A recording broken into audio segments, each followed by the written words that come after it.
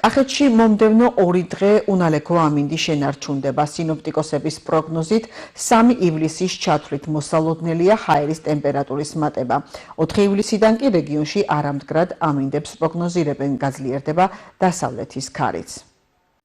სამის ჩათვლით უმეტესად უნალექო ამინდია მოსალოდნელი. ტემპერატურა მომატებას დაიწყებს 3 ივლისიდან.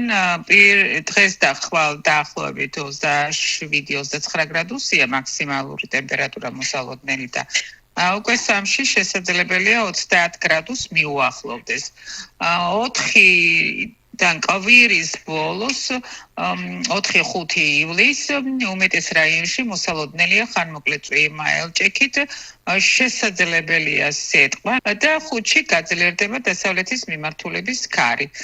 შედარებით არამდგრადია ორშაბათიდანაც ამინდი კახეთის რეგიონში.